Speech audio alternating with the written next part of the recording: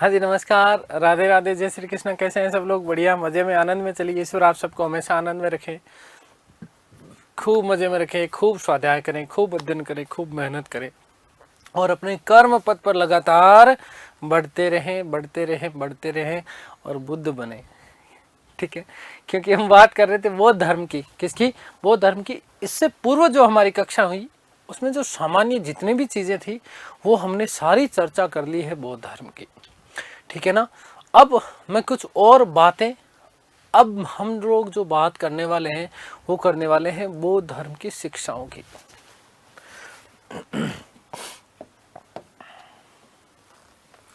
बौद्ध धर्म की शिक्षाएं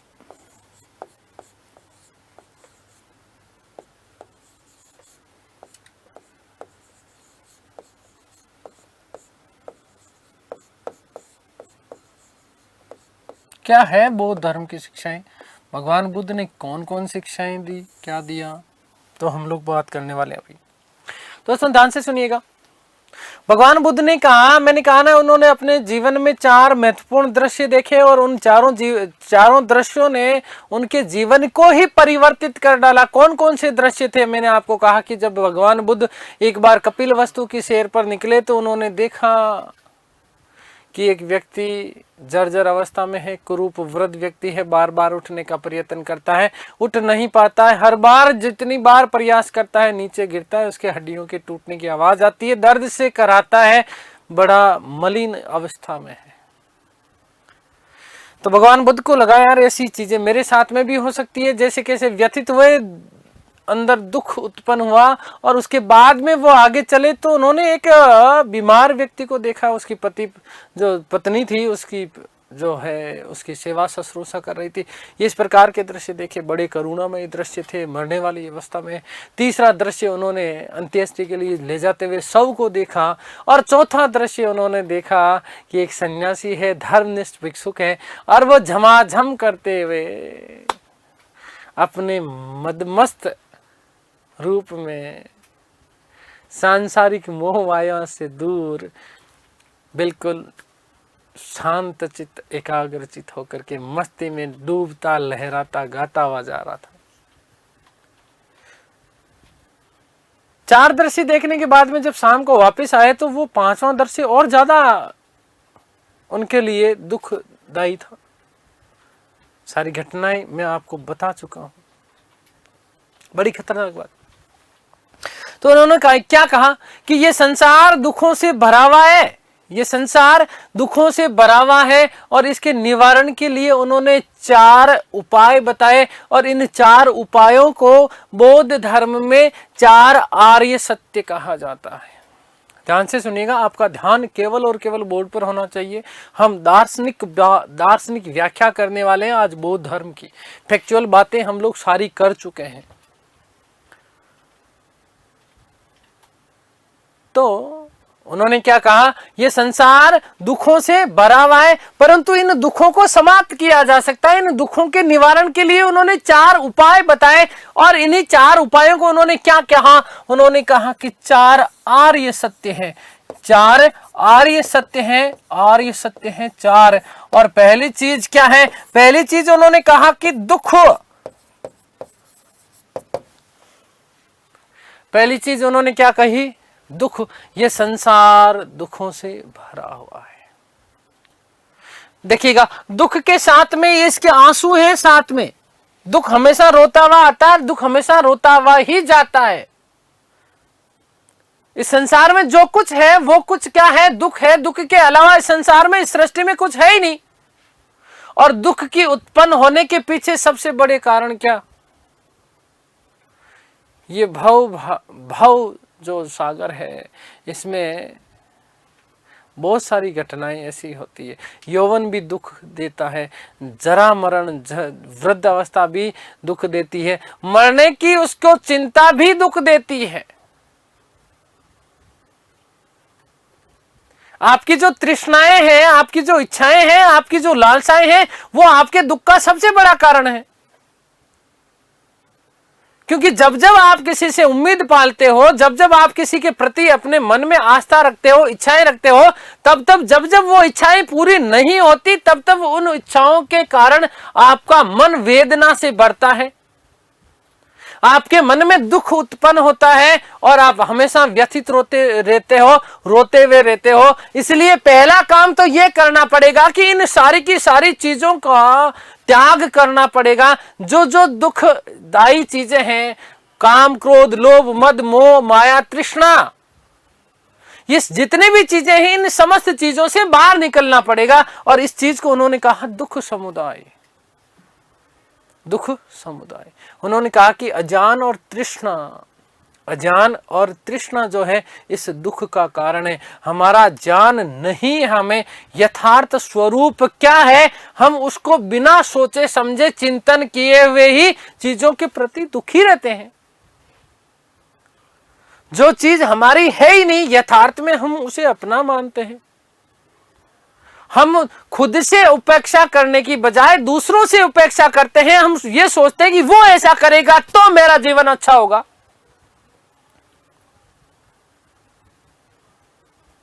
जबकि खुद जो है बैठा रहता है। कर्महीन व्यक्ति जीवन में कभी भी कुछ भी प्राप्त नहीं करा करता, और कर्मवान व्यक्ति जीवन में हर एक चीज, हर एक क्षण में खुश रहने का प्रयत्न करता है और वो समस्त आने वाली बाधाओं से परे पार उतर जाता है। तो उन्होंने कहा कि अज्ञान और तृष्णा इस दुख का कारण है, इस दुख का कारण है। तो इस चीज के लिए उन्होंने क्या कहा? दुख समुदाय। क्या कहा? दुख समुदाय। दुख समुदाय, पहली चीज क्या कहा? दुख। दूसरा क्या कहा? दुख समुदाय। जो कुछ भी इस सृष्टि में यहाँ संसार दुखों से भरा हुआ है, अजान और तृष्णा इस दुख का कारण है। हम जब जब तृष्णा करते हैं, हमें क्या होता है? व्यक्ति जितना जो मिला है उसमें कभी शांत रहने का प्रयत्न करता ही नहीं है। जो जितना मिला है उसमें खुश रहने का प्रयास करता ही नहीं है, जबकि उसकी दुनिया उसी में ही होनी चाहिए। आपके पास में एक पेन है, 2 रुपए से चलने वाला है, आप उससे लिखते हो, और पड़ोसी के पास में जब आपने 100 रुपए का पेन देखा तो आपकी इच्छा जागी, यार मेरे पास में भी ऐसा पेन होना चाहिए। और उस 100 रुपए को, पेन को हासिल करने के लिए आप पता नहीं कौन कौन से कई बार कुमार्गों से भी गुजर जाते हो। जब वो इच्छा पूरी हुई, 100 रुपए वाला पेन, जब उसकी इच्छा को पूरा करने के लिए आपने जितने प्रयत्न किए, उस प्रयत्न में एक बार क्षणिक भर के लिए आपको खुशी मिली, लेकिन आपने देखा कि पड़ोसी के पास में भाई साहब बड़ी वाली गाड़ी है, मर्सिडीज बेंज है, तो आपका मन करता है कि यार मुझे इसका हायर मॉडल लेना है।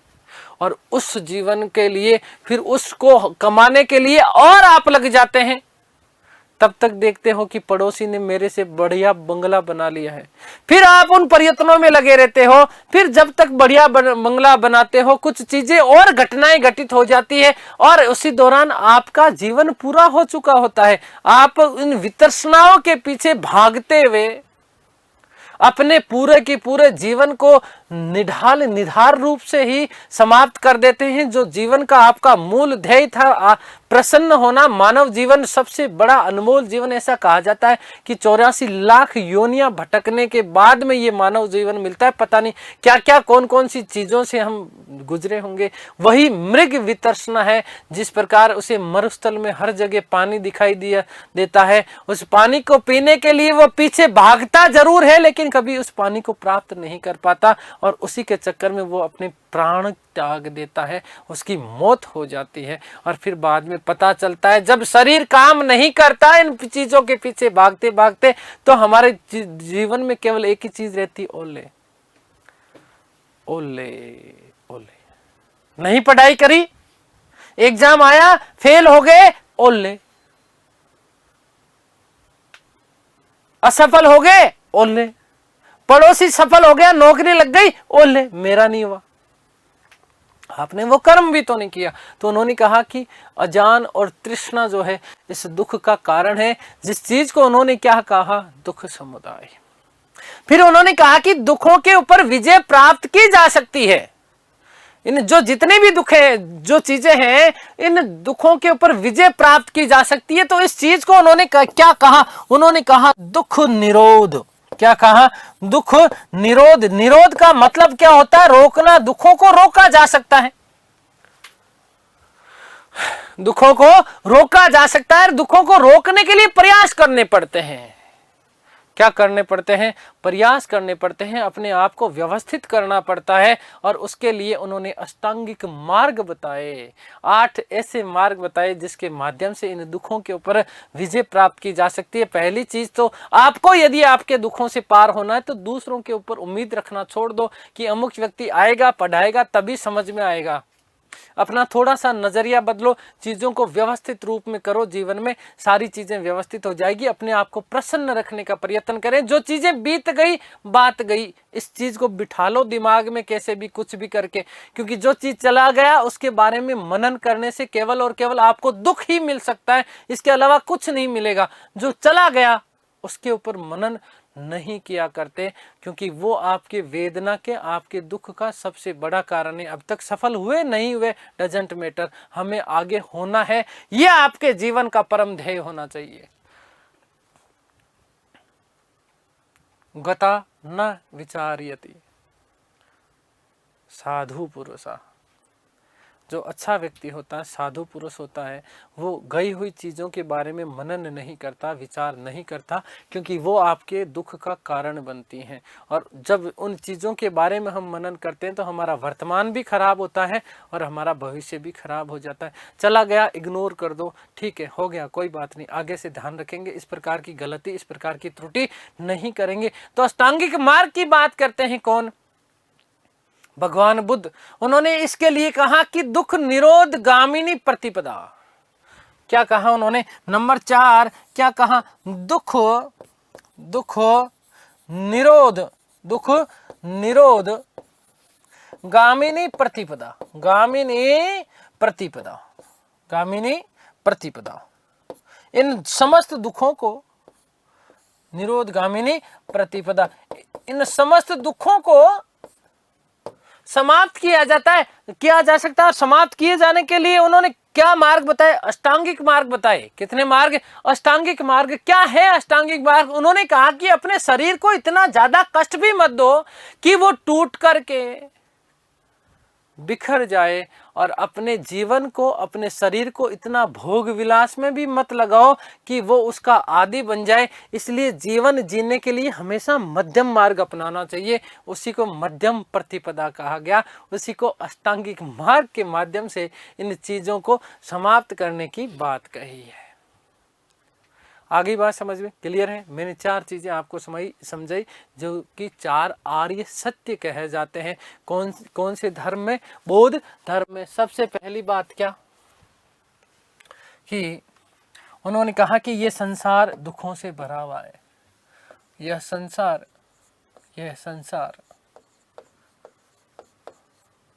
दुखों से भरा हुआ है, दुखों से भरा हुआ है।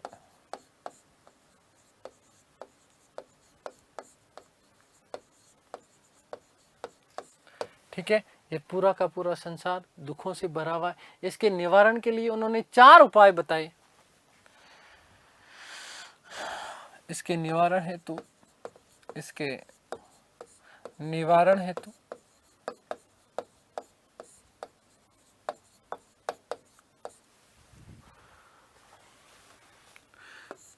चार उपाय बताए।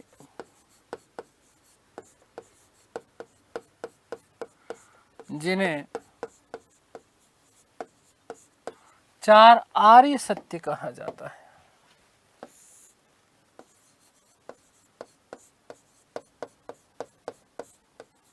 क्या कहा जाता है? 4 आर्य सत्य कहा जाता है। कौन कौन से 4 आर्य सत्य? उन्होंने कहा दुख,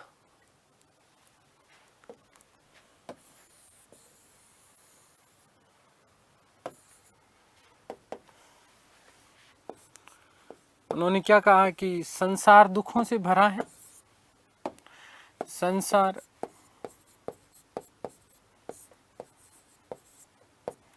दुखों से भरा है। दुखों से भरा है।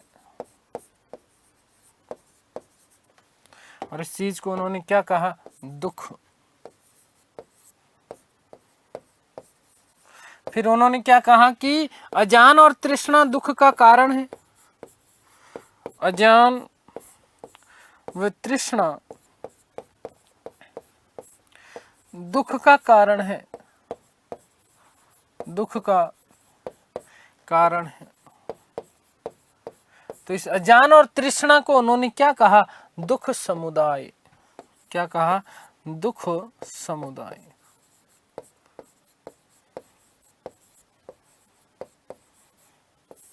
फिर उन्होंने तीसरी चीज क्या कही? उन्होंने कहा कि दुख के ऊपर विजय प्राप्त की जा सकती है, अर्थात दुख निरोध, दुख को समाप्त किया जा सकता है। दुखों पर विजय प्राप्त की जा सकती है, विजय प्राप्त की जा सकती है।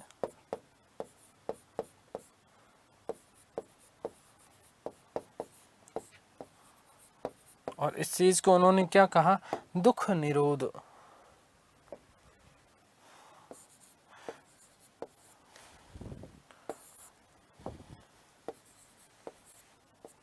दुख निरोध।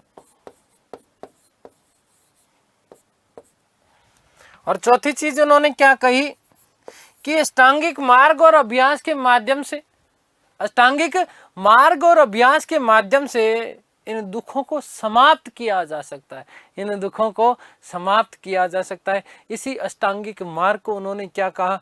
दुख निरोध गामिनी प्रतिपदा। ये प्रश्न पूछा जाता है, विशेष रूप से ध्यान रखना, ठीक है। तो अष्टांगिक मार्ग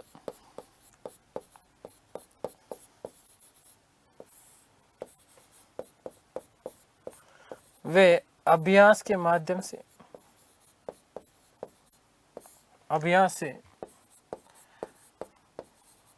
दुखों को समाप्त किया जा सकता है, दुखों को समाप्त किया जा सकता है। और इस चीज को उन्होंने क्या कहा? दुख निरोध गामिनी प्रतिपदा। इसे क्या कहा उन्होंने? दुख निरोध गामिनी प्रतिपदा, गामिनी प्रतिपदा।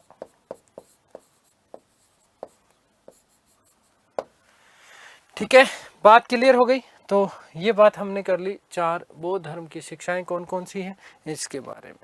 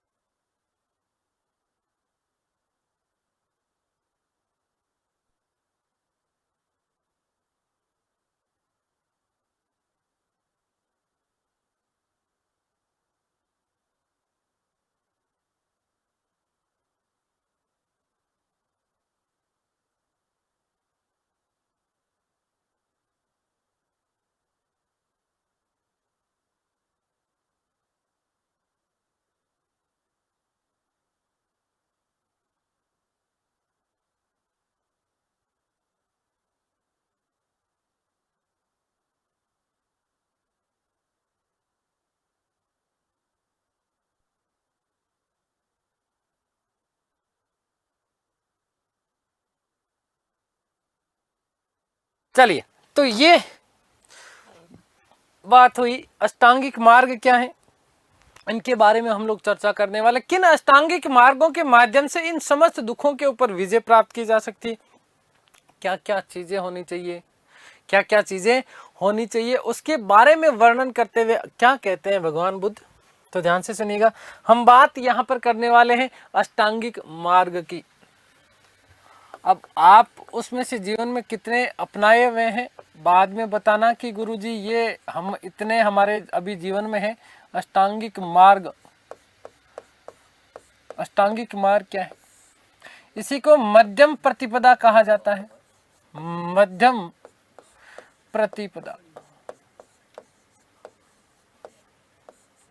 मध्यम प्रतिपदा। कौन कौन से आठ ऐसे मार्ग हैं जिनके माध्यम से इन समस्त दुखों के ऊपर विजय प्राप्त की जा सकती है? उन्होंने कहा सम्यक दृष्टि। पहली चीज उन्होंने क्या कही, ध्यान से सुनिएगा। नंबर 1 क्या कहते हैं? वो कहते हैं कि सम्यक दृष्टि, सम्यक दृष्टि। सम्यक दृष्टि का मतलब क्या है? आपका नजरिया अच्छा होना चाहिए। पहली बात ये, अच्छे और बुरे की पहचान होनी चाहिए कि ये अच्छी चीज है और ये चीज बुरी है। हाँ, जो कुछ भी आपको दिखे कि वो उसमें अच्छा ही नजर आए, ये कोई जरूरी नहीं है। आपका नजरिया कैसे होना चाहिए? पॉजिटिव होना चाहिए हमेशा। इस बात की बारे में विशेष ध्यान आकर्षित किया किसने? भगवान बुद्ध ने। उन्होंने कहा कि आपका नजरिया हमेशा सकारात्मक होना चाहिए, पॉजिटिव एटीट्यूड होना चाहिए। आपको अच्छे और बुरे का नॉलेज होना अनिवार्य है। आपको ये पता होना चाहिए कि ये चीज मेरे लिए हितकारी है और ये चीज मेरे लिए अहितकारी है। तो इस चीज को उन्होंने क्या कहा? सम्यक दृष्टि। क्या कहा? सम्यक दृष्टि कही इस बात को। नंबर 2 पे यदि हम बात करते हैं, नंबर 2, तो उन्होंने कहा सम्यक संकल्प, सम्यक संकल्प, सम्यक संकल्प। क्या होता है सम्यक संकल्प? सम्यक संकल्प का मतलब ध्यान से सुनिएगा, सम्यक संकल्प का मतलब यह है कि इच्छा और हिंसा रहित संकल्प होना चाहिए आपका। कैसा संकल्प होना चाहिए? इच्छा रहित और दूसरा हिंसा रहित। आपने यदि मन में किसी चीज को प्राप्त करने की बात सोची है, आप चाहते हैं कि मुझे इस चीज को प्राप्त करना है,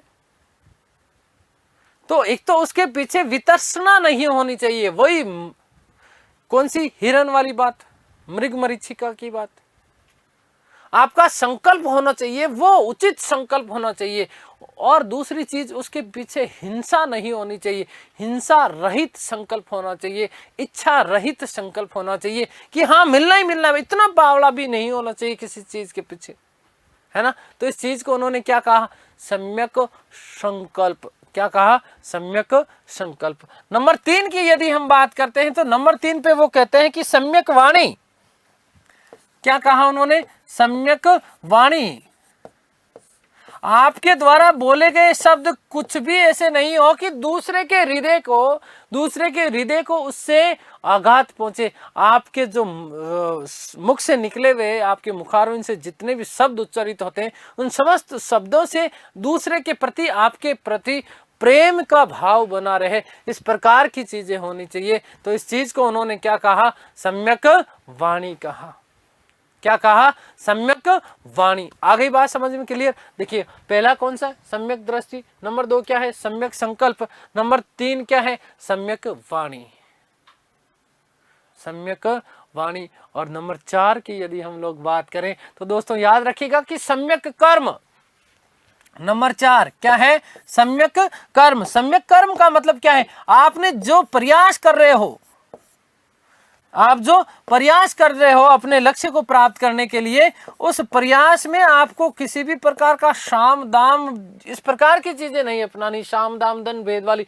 आपका कर्म जो है वो बिल्कुल और बिल्कुल सदकर्म होना चाहिए। उसके लिए किसी भी प्रकार की इधर उधर टेढ़ा मेढ़ा मामले से, है ना, सेटिंग वाला काम नहीं होना चाहिए। समझ रहे हो क्या? आगे बात समझ, क्या चीज है? आप किसी अपने लक्ष्य को पूरा करने के लिए, अपने लक्ष्य को पूरा करने के लिए दूसरों का बुरा करके खुद का लक्ष्य प्राप्त नहीं करना चाहिए। आगे बात समझ में दोस्तों, आप यदि किसी का बुरा करते हो तो उसका फल आपको इसी जन्म में भोगने के लिए मिलता है। ये सच बात है, ये यथार्थ बात है। आप इस चीज का अनुभव करते होंगे कई बार। इसलिए कहते हैं कभी भी किसी के भी मन को आघात नहीं पहुंचानी चाहिए। हाँ, वो बात अलग है कि आप यदि किसी का भला नहीं कर सकते तो आपको बुरा करने का भी अधिकार नहीं है। आप तटस्थ वाले भाव में आ सकते हो, ठीक है भाई, आपका बुरा हो रहा है मैं नहीं कर रहा हूं, आपका भला हो रहा है मैं नहीं कर रहा हूं, मैं मेरे जगह पे सही हूं। यदि आप किसी का भला नहीं कर सकते तो आप किसी का बुरा करने का भी आप लोगों को अधिकार नहीं है।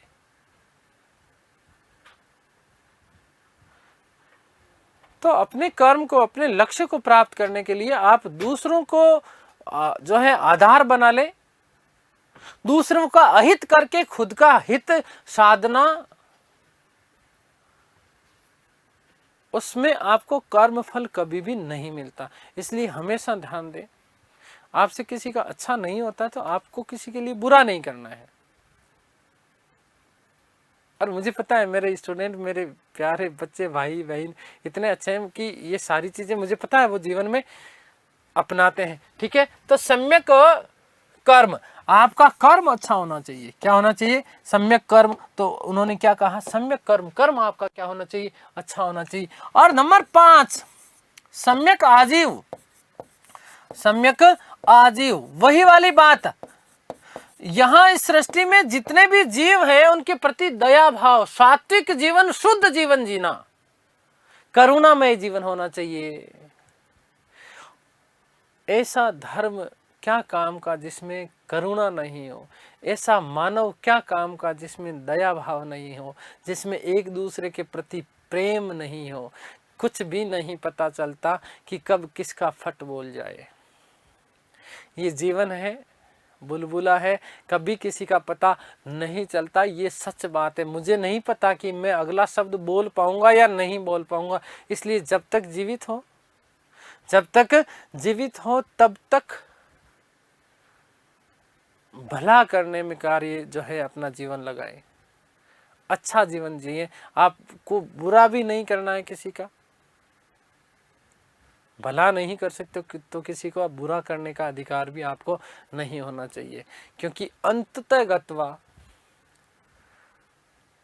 आपको उसका रिजल्ट गलत ही मिलता है। तो सात्विक और शुद्ध जीवन होना चाहिए, सात्विक और शुद्ध जीवन होना चाहिए। फिर क्या? नंबर 6, सम्यक व्यायाम।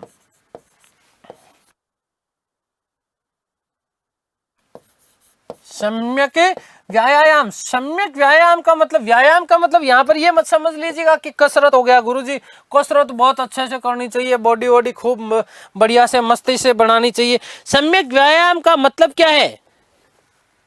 आपका जो प्रयत्न है, आपका जो प्रयत्न है वो प्रयत्न संपूर्ण विवेक के साथ में होना चाहिए। विवेकपूर्ण प्रयत्न होने चाहिए आपके।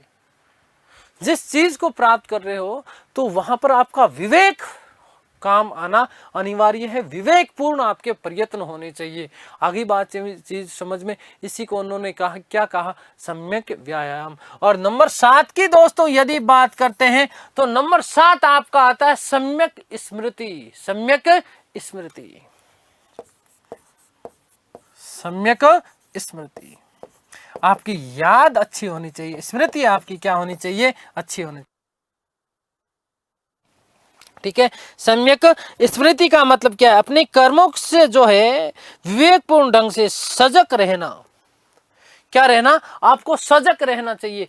कहीं कोई, आप जरूरी नहीं है कि किसी का बुरा कर रहे हो, लेकिन हो सकता है कि आपके बारे में कोई बुरा सोच रहा हो, आपका ही बुरा करने का प्रयत्न कर रहा हो। आपकी स्मृति सम्यक होनी चाहिए। स्मृति क्या, कैसी होनी चाहिए? सम्यक होनी चाहिए। और दोस्तों नंबर 8, और नंबर 8 में आपको शब्द मिलता है सम्यक समाधि। शब्द क्या मिलता है? सम्यक समाधि।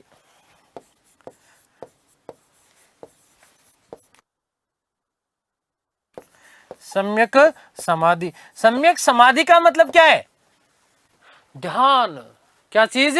ध्यान। आगे बात समझ में, आपका ध्यान अच्छा होना चाहिए, मेडिटेशन अच्छा होना चाहिए, आत्मा का आत्मा के साथ में मिलन होना अनिवार्य है, एकाग्र चित्तता होनी चाहिए। पता है साहब कि हम किताब लेकर के बैठे हैं और मन में चल रहा है कि आज उसके साथ में क्या हुआ होगा, मम्मी शाम को खाने में क्या बनाएगी, आज अभी ये क्या क्या, पता नहीं राम जाने कहाँ कहाँ चीजें चली जाती है, कहाँ कहाँ चीजें चली जाती है। तो इस प्रकार की चीजें नहीं होनी चाहिए, आपका ध्यान एकाग्रचित होना चाहिए। आप जब पढ़ रहे हैं तो आपके बीच में और आपकी पुस्तकों के बीच में कुछ नहीं आना चाहिए। और सबसे बड़ा दुश्मन तो हमारे हाथ में ही होता है ना। इससे बड़ा कोई दुश्मन है क्या? नहीं है। आप 1 घंटा पढ़ने के लिए बैठते हैं और उस 1 घंटे में 50 बार मोबाइल चेक कर लेते हो, व्हाट्सएप आया क्या, फेसबुक आया क्या, किसी का स्टेटस अपडेट हुआ क्या, ये हुआ क्या, वो हुआ क्या, तो दिमाग तो आपका वहां दौड़ रहा होता है। फिर हम सफल होंगे कहां से? फिर हम कहते हैं कि पढ़ते तो 8 घंटे थे। अब 8 घंटे में ईमानदारी से कितना पढ़ा? इसलिए जो भी काम करें पूर्ण समाधिस्थ होकर के काम करें, पूर्ण एकाग्रचित्तता के साथ में काम करें, पूर्ण ध्यान के साथ में काम करना अनिवार्य है। तो इसे अष्टांगिक मार्ग कहा गया। क्या कहा गया? अष्टांगिक मार्ग। उन्होंने कहा कि शरीर को इतना दुख भी मत दो, शरीर को इतना दुख भी मत दो कि वो टूट करके बिखर जाए, और शरीर को इतना भोग विलास से भी मत बनाओ कि वो उन चीजों के बिना जीवन में कभी रह ही नहीं पाए। और इसी चीज को उन्होंने क्या कहा? अष्टांगिक मार्ग। इसी को इन्होंने क्या कहा? मध्यम प्रतिपदा कहा। क्या कहा? मध्यम प्रतिपदा कहा। आगे बात समझ में। और साथ ही साथ दोस्तों उन्होंने इस अष्टांगिक मार्ग के साथ में एक चीज और उन्होंने कही, 10 शील या गुण होना अनिवार्य है। व्यक्ति को यदि जीवन में सफल होना है तो उसमें 10 गुण या 10 शील, जिससे उन्होंने कहा, वो होना अनिवार्य है। कौन कौन से 10 शील हैं उनकी हम लोग बात करने वाले हैं। 10 शील या गुण होने चाहिए, कौन कौन से गुण होने चाहिए उसकी हम लोग चर्चा करते हैं।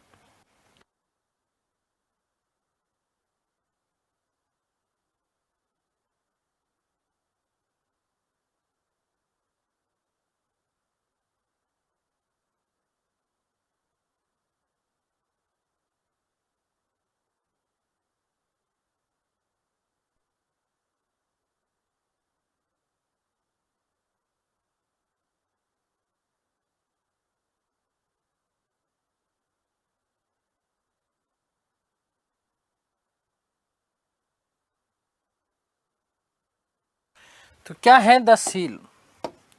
देखिएगा कि सदाचारी जीवन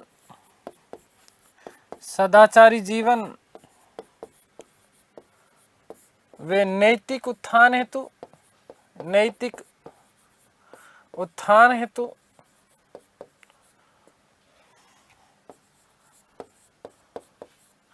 उन्होंने 10 शील बताए कि व्यक्ति को ये 10 शील होने चाहिए, है ना।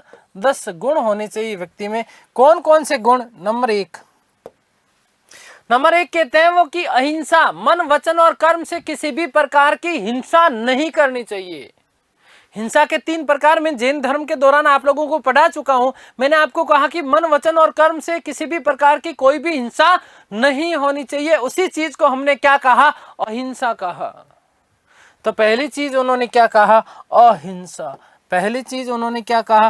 अहिंसा। क्या कहा उन्होंने? अहिंसा। नंबर 2 उन्होंने कहा कि जो कुछ भी बोले आप मन से, वो हमेशा क्या होना चाहिए? सत्य होना चाहिए। आपके मुख से निकला हुआ प्रत्येक शब्द जो निकलता है वो हमेशा सत्य हो। मैं अभी किसी से पूछूंगी तो आना भाई तू मिराज खाता है क्या? गुरुजी कौन खाऊं थाकी सोगन। अब गुरुजी ने मार दियो, है ना, पतो चल रही हो भाया टेक के हैं। चलो खैर वो अलग कहानी है। लेकिन क्या है? सत्य होना चाहिए। आपके जीवन में सत्य के अलावा कुछ नहीं हो। आप देखो हमारे बूढ़े वडेरे भी कहते थे कि व्यक्ति को झूठ वहां पर बोलना चाहिए जहां पर किसी दूसरे की जान बच रही हो। तो ऐसा बोला गया झूठ की श्रेणी में नहीं आता है। ठीक है। नंबर 3 उन्होंने कहा कि किसी दूसरे के धन की इच्छा नहीं करनी।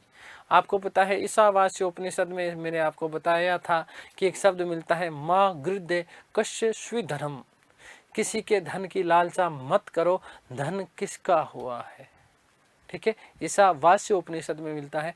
और ये हाल ही में आप लोगों को ये भी पता होना चाहिए कि हमारे लोकपाल बिल का ध्येय वाक्य है, क्या है, कि किसी के धन की लालसा मत करो। चलिए, सत्य, सत्य के साथ में क्या, किसी के धन की लालसा मत करो, किसी के धन की इच्छा नहीं करनी, किसी के, अब बताना कि इसमें से कितने हैं आप लोगों में धन की इच्छा नहीं, धन की इच्छा नहीं करनी। आगे बात समझ, किसी के धन की इच्छा नहीं करनी। और नंबर 4, मद्यपान नहीं करना चाहिए, शराब नहीं पीना चाहिए, शराब बड़ी खराब है भैया, मद्यपान नहीं।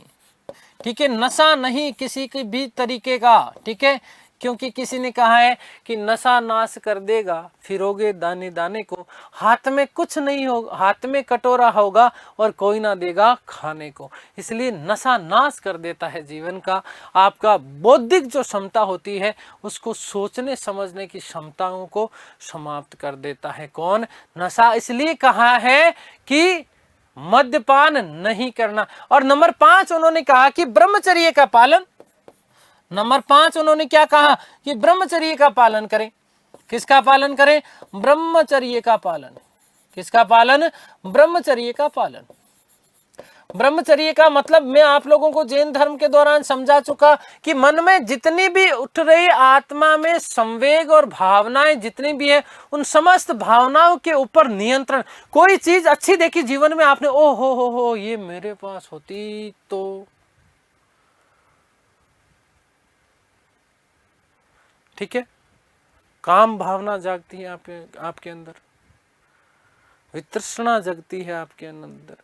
तो मन में जितने भी भाव उठ रहे हैं, आवेग और संवेग, इन समस्त आवेग और संवेगों के ऊपर नियंत्रण ही क्या कहलाता है? आपका ब्रह्मचर्य कहलाता है। क्या कहलाता है? ब्रह्मचर्य कहलाता है। नंबर 6 उन्होंने कहा, और उन्होंने कहा कि रात्रि में कुसमय भोजन नहीं करना चाहिए। रात्रि में कुसमय, नंबर 6 क्या है? रात्रि को कुसमय, रात्रि को कुसमय भोजन नहीं, कुसमय भोजन नहीं।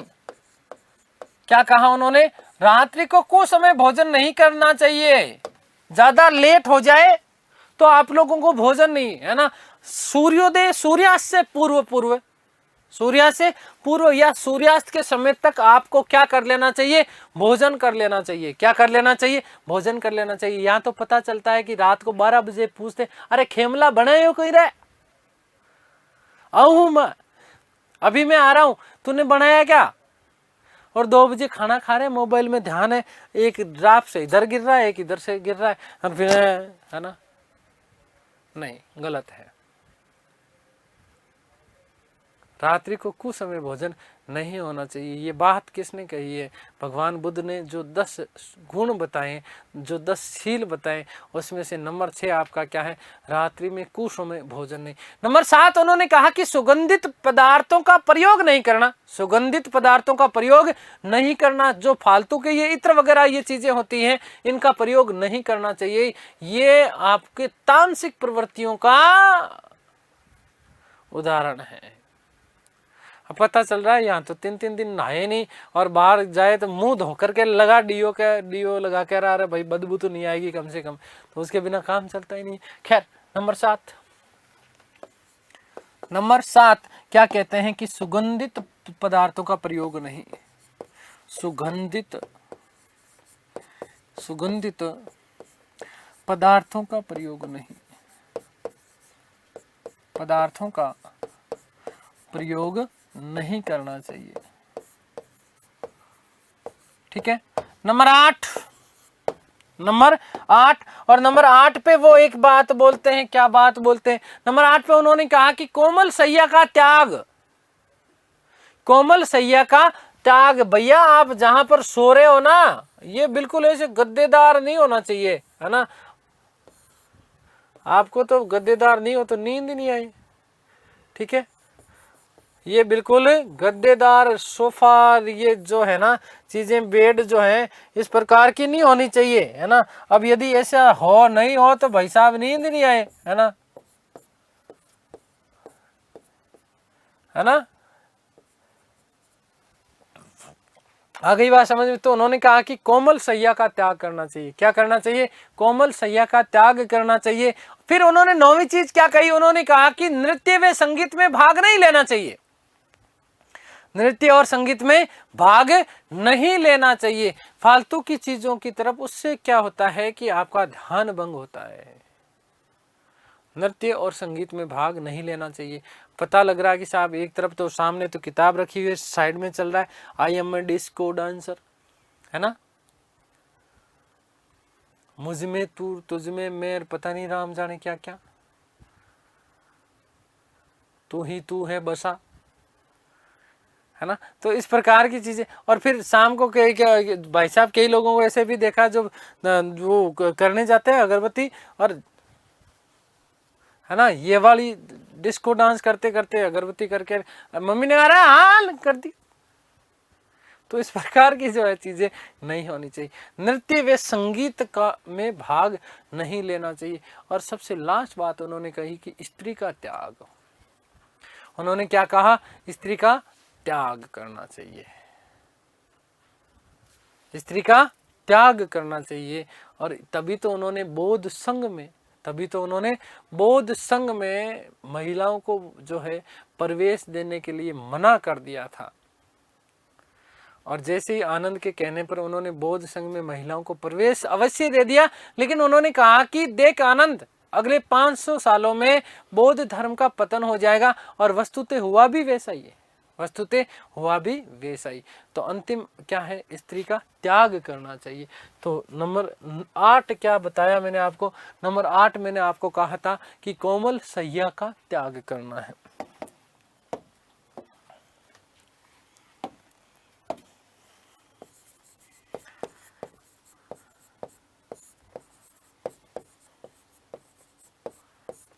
कोमल सैया का त्याग। नंबर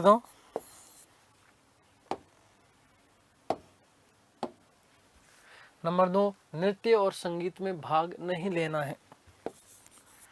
नृत्य व संगीत में, अब बताओ कितने हैं आपके अंदर नृत्य व संगीत में भाग नहीं लेना?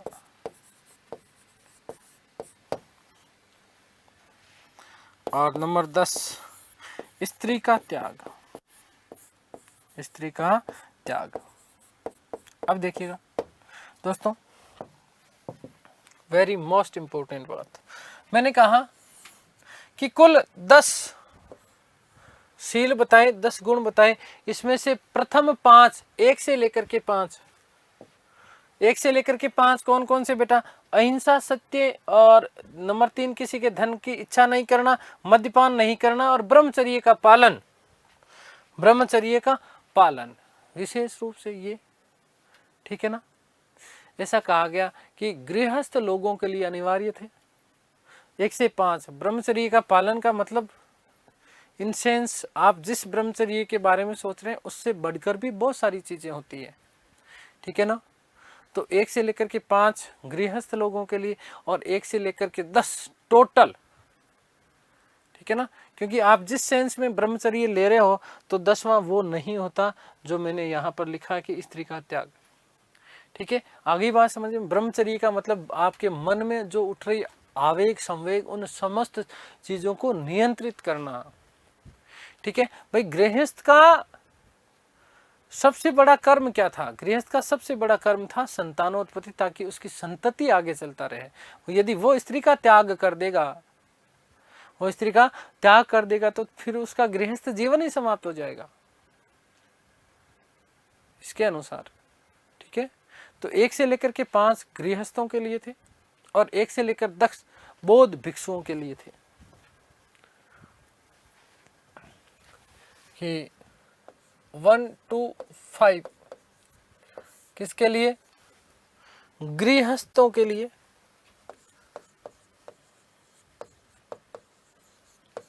गृहस्थों है तो अनिवार्य।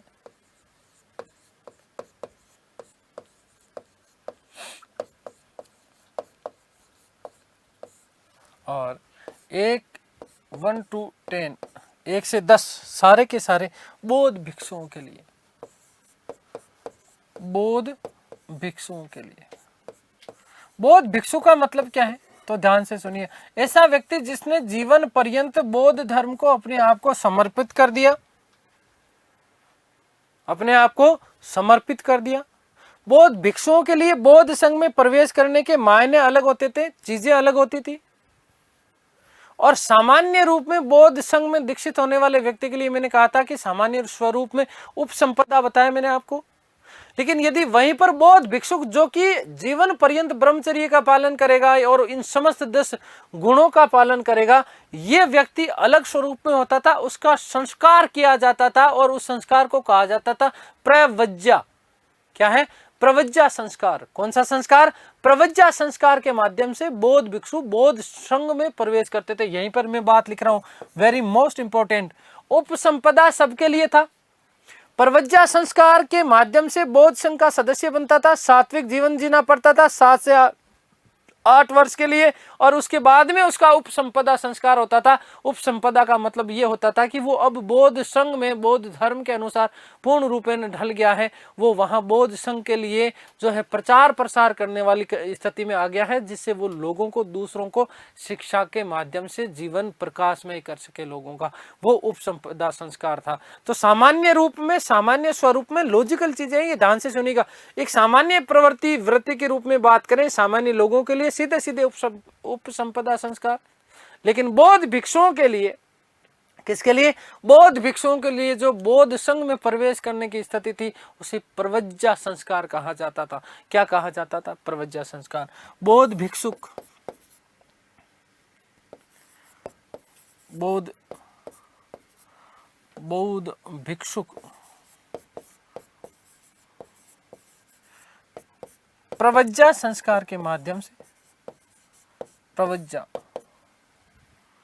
जिसे हम प्रज्ञा भी बोलते हैं, प्रज्ञा क्या बोलते हैं? प्रज्ञा भी बोलते हैं। विपश्यना यदि आपने जीवन में कभी किया है तो विपश्यना जब करेंगे आपको बड़ा आनंद आएगा। और मेरा निवेदन है कि जब भी समय आपको मिले जीवन में, एक बार जीवन में 10 दिन का विपश्यना कोर्स अवश्य करिएगा।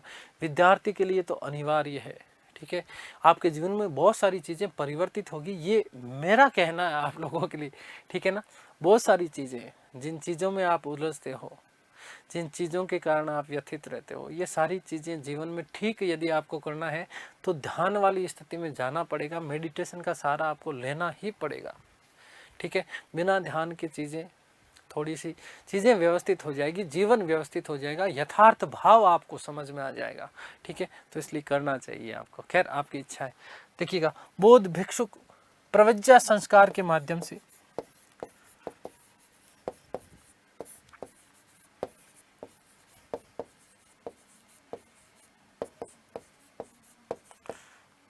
बौद्ध धर्म से दीक्षित, बौद्ध धर्म में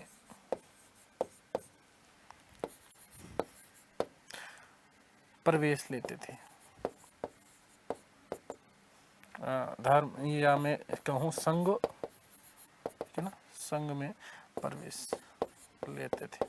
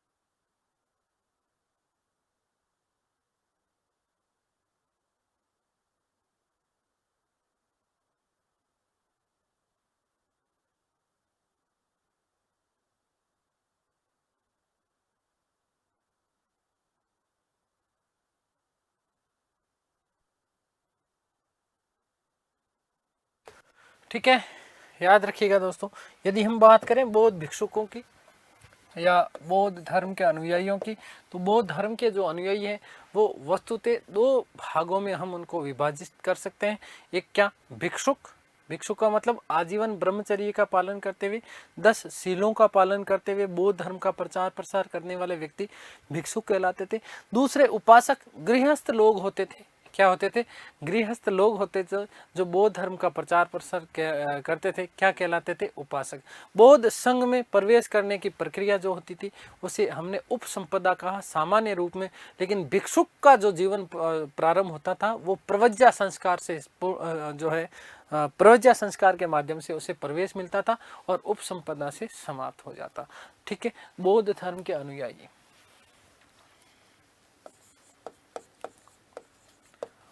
बौद्ध धर्म के अनुयायी,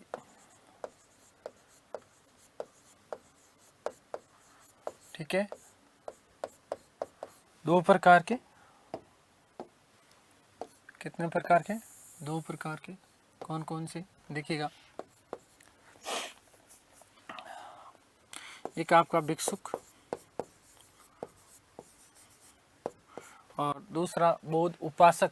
मैंने आपको कहा था कि जब थोड़ा सा मैंने आपको बताया था किसके बारे में, अशोक के बारे में, तब मैंने आपको कहा था कि अशोक का उपासक धर्म जो है वो बौद्ध धर्म होगा। आगे बात करेंगे जब वस्तुतः मौर्य काल की बात करेंगे तब।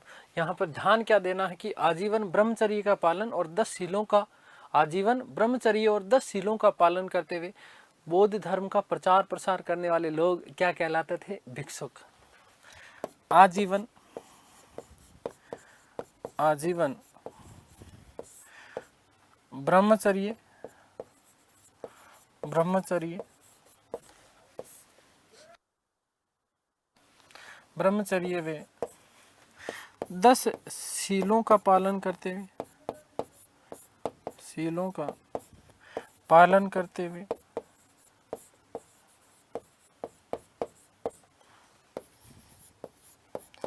बौद्ध धर्म का, बौद्ध धर्म का प्रचार प्रसार करने वाले लोग, प्रचार प्रसार, ठीक है। और उपासक का मतलब क्या था कि ऐसे लोग जो गृहस्थ होते हुए भी, क्या चीज, गृहस्थ होते हुए भी बौद्ध धर्म का प्रचार प्रसार करते थे, क्या कहलाते थे, उपासक।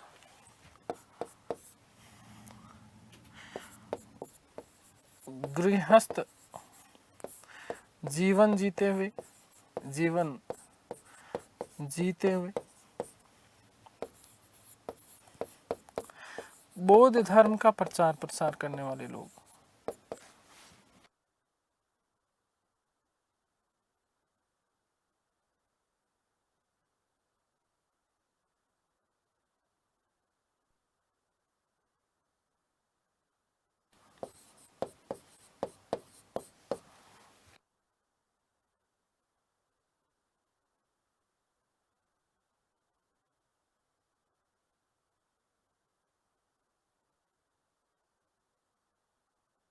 आगे बात समझ में क्लियर है? यहाँ तक किसी भी प्रकार का कोई भी संशय आपके मन में नहीं होना चाहिए। आगे हम बात करेंगे प्रत्युत्तर समुत्पाद की। किसकी बात करेंगे? प्रत्युत्तर समुत्पाद की। किसी वस्तु के होने पर किसी वस्तु का आभास होना, नहीं होने पर भी आभास होना, प्रत्युत्तर समुत्पाद। वहां पर बात कही गई है कि संसार की प्रत्येक वस्तु कार्य कारण के सिद्धांत से बंधी हुई है।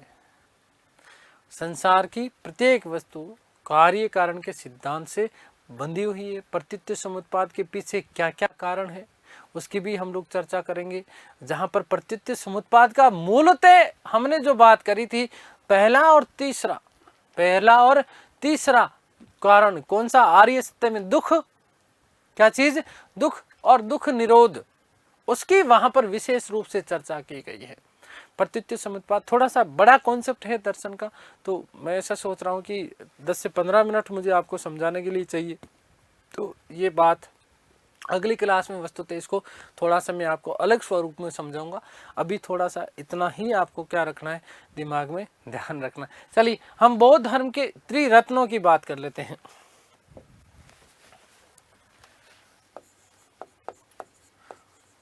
बौद्ध धर्म के त्रिरत्न, बौद्ध धर्म के त्रिरत्न क्या है? बौद्ध धर्म के त्रिरत्न तो क्या मैंने आपको कहा ना कि जब भगवान बुद्ध ने कहा कि ये संसार दुखों से भरा हुआ, तो कहा किसने? छंदक ने कि अब क्या? तो उन्होंने क्या कहा था? बुद्धं शरणं गच्छामि, धम्मं शरणं गच्छामि, बुद्धं शरणं गच्छामि, धम्मं शरणं गच्छामि, संघं शरणं गच्छामि, बुद्धं शरणं गच्छामि। बुद्ध की शरण में जाऊंगा, धर्म की शरण में जाऊंगा और संघ की शरण में जाऊंगा। अर्थात बुद्ध, धम्म और संघ, बुद्ध, धम्म और संघ, ये तीन क्या है? त्रिरत्न है। बौद्ध धर्म के त्रिरत्न क्या है? बुद्ध, धम्म और संघ। दोस्तों मैंने आपको जब स्तूप का मैंने आपको चित्र बनाया था, तब भी मैंने आपको कहा था कि स्तूप के ऊपर 3 कलश लगे हुए होते हैं, जो कि बुद्ध, धम्म और संघ का क्या है? प्रतीक है। तो बौद्ध धर्म के त्रिरत्न, नंबर 1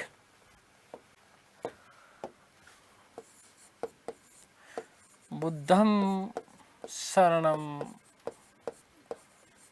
गच्छामि, बुद्धं शरणं गच्छामि अर्थात बुद्ध, अर्थात बुद्ध। ठीक है। नंबर 2 धम्मं शरणं गच्छामि, धम्मं शरणं गच्छामि।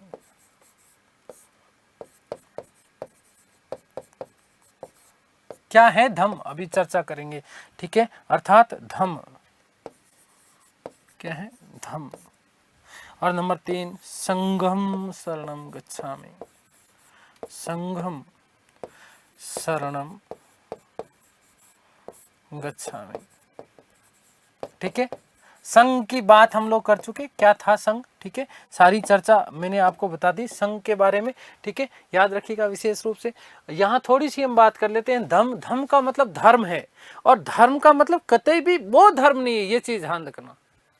शायद एकमात्र ऐसा धर्म है जो कभी भी किसी को ये नहीं कहता कि आपको बौद्ध धर्म अपनाना चाहिए, है ना। हालांकि इस प्रकार की बातें कोई नहीं करता, है ना, कोई नहीं कहता, लेकिन वो एक नैतिक उत्थान के ऊपर जो है जोर देते हैं। किसके ऊपर? नैतिक उत्थान के ऊपर। व्यक्ति का व्यक्तिगत रूप से विकास कैसे हो सकता है, व्यक्ति का व्यक्तिगत रूप से विकास कैसे हो सकता है, इस चीज के ऊपर जो है जोर दिया जाता है। कौन से धर्म में? बौद्ध धर्म में। ठीक है। आध्यात्मिक रूप से शुद्धिकरण किया जाता है। यथार्थ जो जीवन है, यथार्थ जीवन के भाव का पता चलता है किसमें? बौद्ध धर्म में। तो इसलिए कहीं पर भी ये उल्लेख नहीं है कि आपको जो है बौद्ध धर्म में अनुयायी उसका बनना जरूरी नहीं है, लेकिन उसकी चीजों को देखो। धर्म क्या सिखाता है? धर्म हमें यह सिखाता है कि संसार का चाहे कोई भी धर्म हो, उसकी अच्छी चीजों का अनुसरण करना चाहिए, उसको जीवन में उतारना चाहिए। चाहे वो हिंदू धर्म हो, चाहे वो भागवत धर्म हो, चाहे जैन धर्म हो, चाहे बौद्ध धर्म हो, चाहे ईसाई धर्म हो, चाहे मुस्लिम धर्म हो। ठीक है। तो समस्त धर्मों का सार मानव जीवन में होना अनिवार्य है। जो जो चीजें उसकी अच्छी हैं, धर्म हमेशा अच्छा होता है सबका। ठीक है। लेकिन उसमें से जो जो सारवान चीजें हैं, उन चीजों का हमारे जीवन में अनुसरण होना अनिवार्य है। ठीक है। आगे बात समझ। खैर, तो संघ, बुद्ध, धम्म और संघ।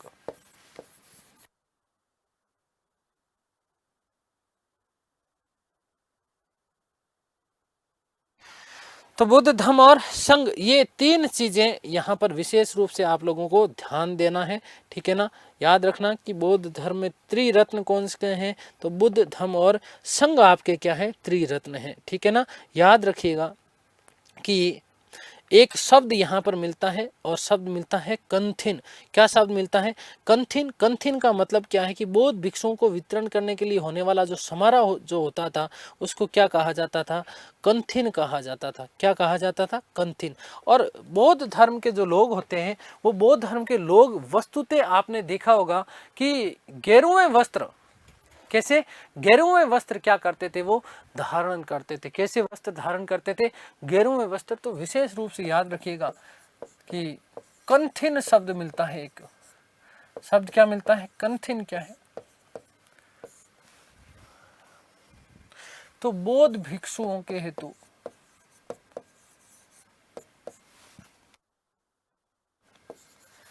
बौद्ध भिक्षुओं हेतु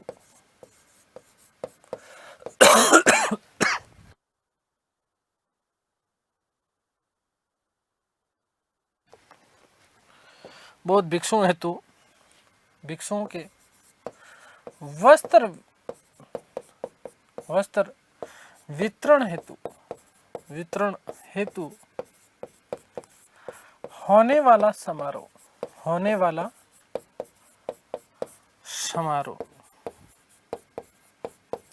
क्या कहलाता था? कंथिन कहलाता था। भिक्षुक गेरुए वस्त्र धारण करते हैं। भिक्षुक कैसे? गेरुए वस्त्र धारण करते हैं। गेरुए वस्त्र धारण करते थे। अभी भी करते हैं वस्तुतः। ठीक है, क्लियर है? तो ये हमने देखो बात कर ली बौद्ध धर्म के त्रिरत्न कौन कौन से? बुद्ध धम्म संघ। ठीक है, कंथिन की बात कर ली, भिक्षुओं के वस्त्रों की बात कर ली हमने। ठीक है, कितने प्रकार के अनुयायी? तो 2 प्रकार के, भिक्षुक और उपासक, गृहस्थ जीवन जीने वाले लोग। ठीक है, दूसरा हमने 10 शीलों की बात करी। कौन कौन से क्या क्या थे? 1 से 5 गृहस्थों के लिए थे, 1 से 10 बौद्ध धर्म के जो मूल जो उपासक थे भिक्षुक उनके लिए होते थे। ठीक है, अष्टांगिक मार्ग कौन कौन से उनके बारे में हमने चर्चा कर ली, 10 शीलों के बारे में हमने चर्चा कर ली। ठीक है, शिक्षाएं क्या क्या शिक्षाएं हैं थोड़ी सी उसके बारे में चर्चा करी। थोड़ी सी हम बात करेंगे कि किस प्रकार से पुनर्जन्म में विश्वास करते हैं, प्रतीत्य समुत्पाद क्या होता है, क्या क्या चीज़ें और इसमें, और साथ ही साथ हम बात करेंगे बौद्ध संगीतियों की कि कौन कौन सी बौद्ध संगीतियाँ हुई, कब हुई, किस प्रकार से आयोजन हुआ, कहाँ कहाँ किसके शासनकाल में हुआ, जहाँ से बहुत महत्वपूर्ण प्रश्न आप लोगों के लिए बनता है। ठीक है प्यारे दोस्तों, उम्मीद करता हूँ कि सारी की सारी चीज़ें आप लोगों को समझ में आई होगी। ईश्वर इस सृष्टि की संपूर्ण खुशियाँ आपको और आपके परिवार को दे। आप हमेशा स्वस्थ रहें, तंदुरुस्त रहें, प्रसन्नचित्त रहें, आह्लादित रहें, मस्त रहें। मिलते हैं फिर अगली कक्षा में, तब तक के लिए सभी को धन्यवाद, नमस्कार।